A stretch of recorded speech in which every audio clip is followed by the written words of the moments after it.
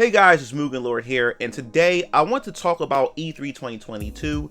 It's because if you guys don't know what's been going on, a few gaming journalists who were supposed to attend E3 2022 for this year have received confirmation from the event itself that E3 2022 is going to be canceled, and it really has a lot of people really upset about it, specifically content creators like myself. Is for the fact is that this is something that we look forward to. This is such a monumental event, especially as a hardcore gamer who looks forward to this event once a year, and it's not happening for the third time because of what happened with the lockdowns. And now that the lockdowns has been lifted, we still haven't had a proper E3. Now the question is, what I want to ask you guys, is E3 actually necessary in today's information a generation where we can just access information from any forms of mediums? Now, if you're new to this channel or you just stumble upon this channel and don't know what I'm talking about as far as E3 is concerned,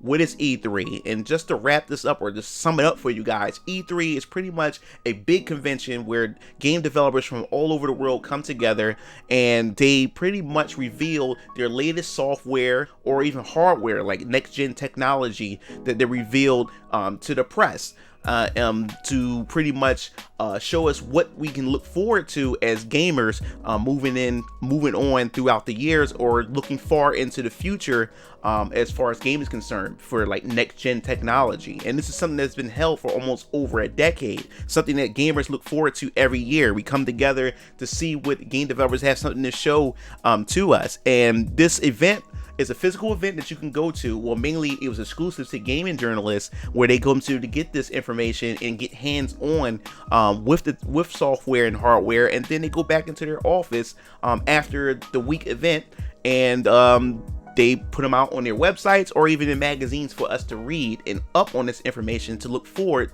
to these future releases. And now that we're moving forward into the future, right now that we're in this more of an information society that we are in right now, is it truly necessary? Do we really need E3 now that we have other forms of media where we can actually get these type of information, get our hands onto this information? Do we need to go through the middleman, which is the gaming journalist, to be able to receive this information that we in a more of an internet age? And this is the question that I really want to have a discussion with you guys, because in my opinion, I truly believe that E3, in my opinion, is no longer necessary. To me, even though I love E3, it's kind of outdated now, because we no longer need the middleman in order to get this information, now that developers can actually get in contact with us. And the person or the company that we could actually thank for that really pushed this even farther was Nintendo. A lot of the people gave Nintendo slack when Nintendo made their first announcement that they were going to pretty much pull away from E3 and go to an all digital event, which thus Nintendo Direct was born at that time, and everybody was really shaming Nintendo, saying it was the stupidest thing that Nintendo can possibly do. And now you look at it right now, Nintendo had led this form of relaying information to their target audience, because now you have Sony follow the trend with State of Play. Microsoft have their own type of direct conference to engage with their target audience. So everybody's been doing this, EA, Ubisoft. So is it necessary to have this event where now developers don't have to pay millions of dollars to put together these colossal sets and stages and everything just to be able to reveal whatever new technology, hardware, software to gaming journalists, so gaming journalists come back to us and tell us what they have to offer us? And now they can go move them out of the way and come speak to us, which is content creators, and us content creators can relay that information to you guys and give us our honest real opinion, because we're just like you guys, so more you guys are able to relate to us because we're just everyday regular people. We're not gaming journalists, we're not celebrities, we're not any or corporate people, we none of those. We're just regular people, and that's where the disconnect comes from when it comes to E3. Like, how can E3 survive in this day and age when you have content creators and you have places like Twitch TV, you have Twitter, you have Facebook, you have all these social media platforms? So how can they just stay afloat? And I think that what happened with the lockdowns has pretty much exposed that. Now, even though we don't have an E3 2022, what can developers do? Will they fill in that void? Now, Jeff Keighley, who is also the owner and creator of the Video Game Awards, he's also been a host a few times on E3. He had pretty much left a tweet stating that the Summerfest is still happening, and the Summerfest is essentially, I wouldn't say like an E3, but it's a way for game developers to get together, indie developers to get together to show off what new games they're going to have revealed during the summer, to replace that, because E3 happens within the summer period around like June.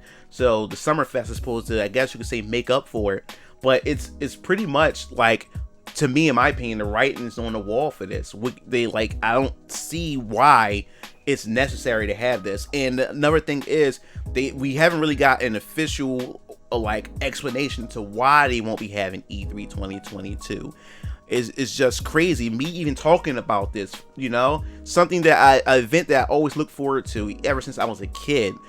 Sitting there with my father and my brothers, and we watch these events, and we was able to share that event with other gamers from all over the world. And we come to school, we talk about what we have seen as far as E3, or what we have read when it comes to E3, and Game Informer, Game Pro magazines, Nintendo Power. It was just something to just look forward to. And just, if you ever see these events where they have the show floor, where you just see the cosplay, you see everybody just enjoying what their favorite hobby is, video games. And the fact is that seeing that kind of being replaced by digital events, it is a sad sight to behold, a sad sight to see. But what can you do? You have to move on with the times, and that's what's going on. Game companies are moving with the times. It's no longer necessary to have these big stage events where everybody gets together, enjoy themselves, try out the new games hands-on. And not just that, developers are now, what they're doing when they get together, instead of it being closed and exclusive where only game journalists can get their hands on these games, now what they're doing is, whatever new announcements or games that they have to reveal and show off, now they can just upload demos for everybody to try in their homes. Nintendo did it with Nintendo Switch, Sony with the PS4, PS5, Microsoft with the Xbox One, the Xbox Series X. Now we got a chance to actually experience this at home. We no longer have to sit back and watch game journalists try out these games. Now we can actually become a part of it. We can interact, and that's the thing. Developers are making it more interactive, more hands-on for us, without the need of ever having to experience E3. We never have to experience it at all.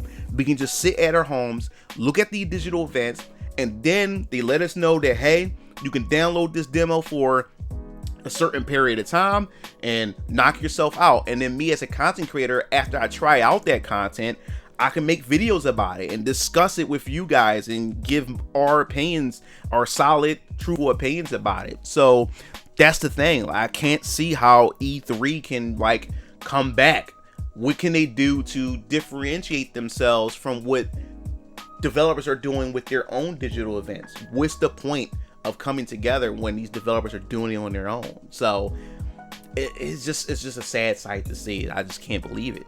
It's like, wow, E3 is just, it seems like it's going to be just the way of the past. It's the way of the dinosaurs now. So that pretty much wraps this video. I definitely want to hear your thoughts, and what do you think about E3 2022 being canceled?